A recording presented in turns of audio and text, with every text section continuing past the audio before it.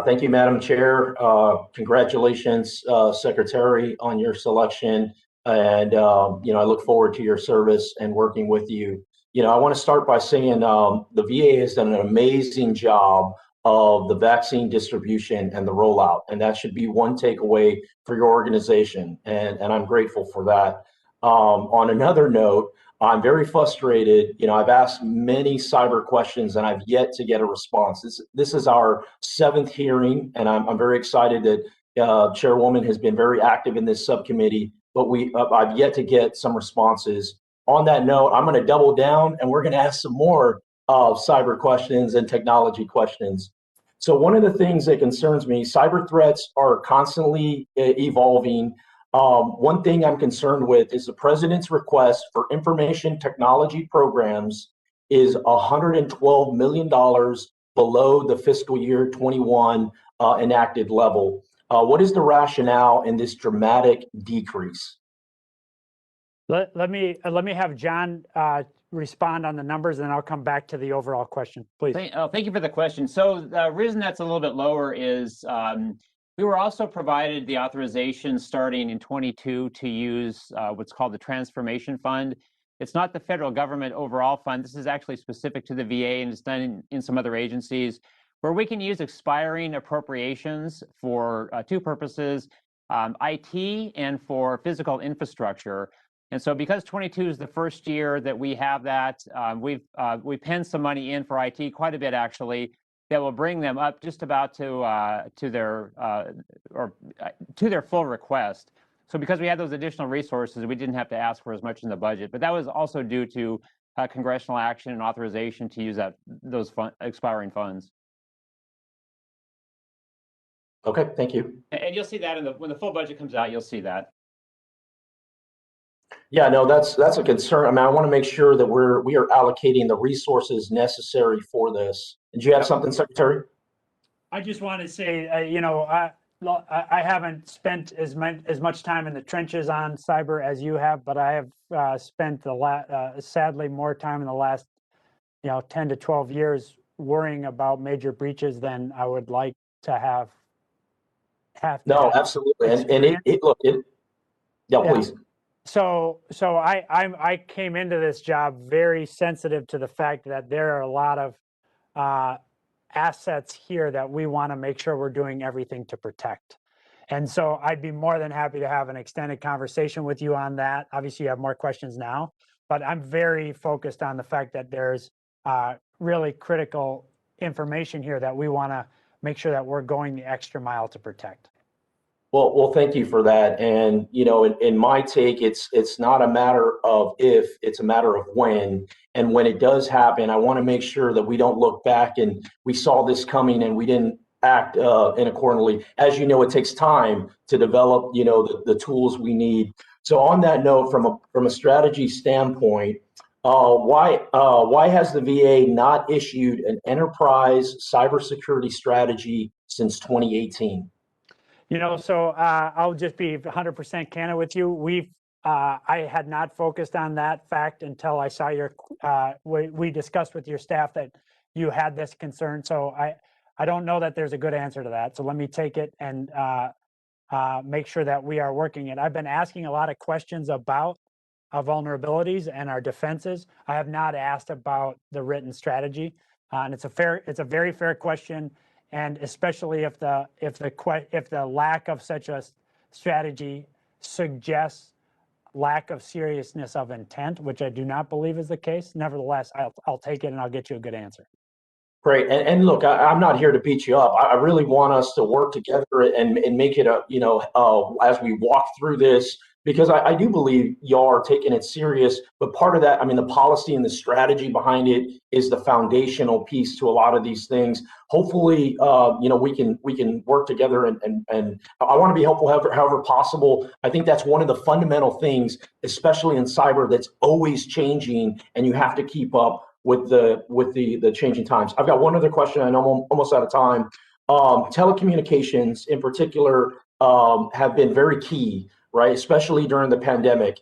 And I think that's great. I think it's fantastic that we're focusing on that. But from a secure communication standpoint, It is very critical. What efforts are we doing to ensure that these communications are secure? You're dealing with very private and sensitive matters in some cases.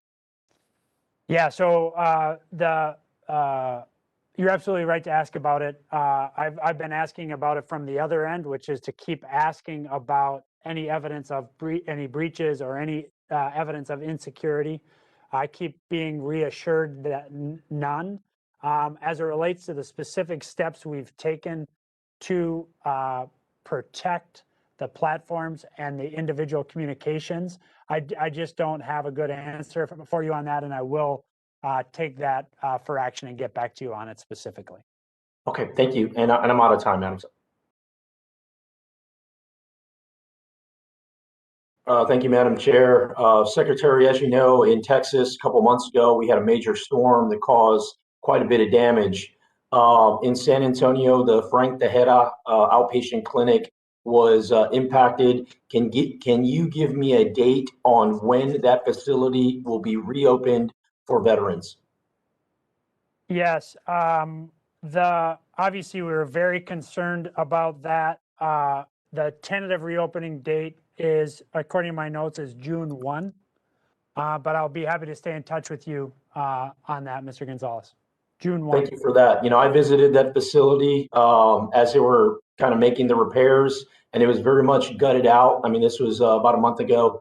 And, as you know, that facility services thousands of veterans, 20,000 plus veterans. So if there's anything you need on our end to help with that, we look forward to the reopening as soon as possible. Second question I have is being a veteran myself and having a recent veteran, about a year and a half is when I retired. To me, the transition period is so critical. From going to active duty to veteran is just such a critical time period. I think it helps us get ahead of a lot of our issues, homelessness, mental health, all these different elements that you kind of gain during your active duty time period. So it's kind of an open-ended question for you on transition assistance program. What initiatives do you plan to champion during your time? Thanks so much. One is this is an issue that Lloyd, the Secretary Austin, and I have been talking about together. You'll notice that in his first message to the force, for the first time that I'm aware of from SecDef, he called out veterans and his attention to and concern for veterans. So I think that's an important thing where he and I will continue to have this work together. Second is a fellow Texan, is the lead of our Veteran Experience Office by the name of John Bursler, is taking a very hard look at these questions of the transition programming to develop some thoughts for us to raise both in my conversations with Lloyd, but also then through our joint programming, which we call the JEC with the Department of Defense, because I agree with you that as everything from mental health to homelessness to health access and access to benefits, that continuity in the handoff is critically important. And so those are a couple of examples of things, Mr. Gonzales, that we're focused on.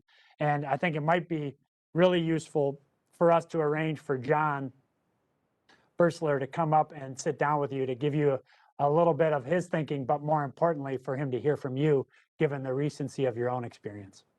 Yeah, no, I would love that. I served 20 years, and as a Master Chief, I would help sailors, soldiers, airmen, Marines transition out all day long, and it was part of my duties. And then when it's my turn to transition out, I'm freaking out. There's all these different things that are happening, and it's a lot going on in your life during that time, and you can see how people can just get put in a bad spot because they don't have that bridge, if you will. On that note, the skills bridge I think has been very effective. I mean, I look forward to drilling down and having a deeper discussion on it.